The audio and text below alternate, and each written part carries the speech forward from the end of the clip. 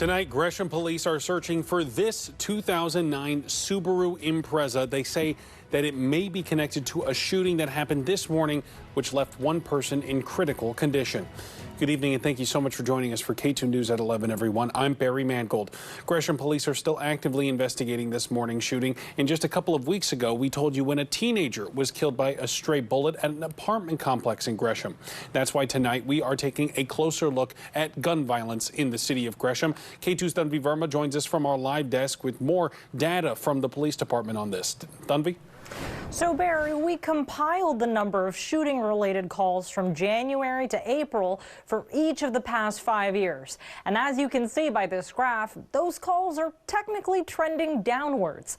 That being said, the police department acknowledges that every incident of gun violence is a serious setback. This is exactly what Jennifer Hardnett works to prevent. She's part of a network of people who work to put a stop to gun violence.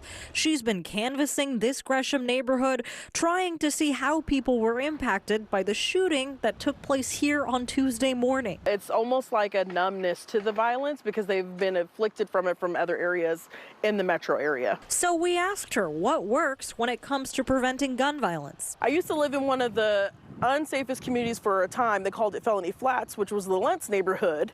Lived there for many years. And what I learned from living in that neighborhood as an adult was that if you build a bond with your neighbors, you get to know each other, then you can build safety within your community. That's something she works to do regularly. So we try to host a community gathering every month to bring neighbors outside and to bring business owners too outside, because if you know your business owners too, that reduces the amount of crime and violence in your neighborhood. A spokesperson for the Gresham Police Department sent us a statement reading in part, "The city of Gresham adopted the ceasefire gun violence prevention model on January 30th, 2025, which is focused on addressing the root causes of gun violence. And according to the city's website, that may include team activities, mentorship, job training, and access to health resources to support success."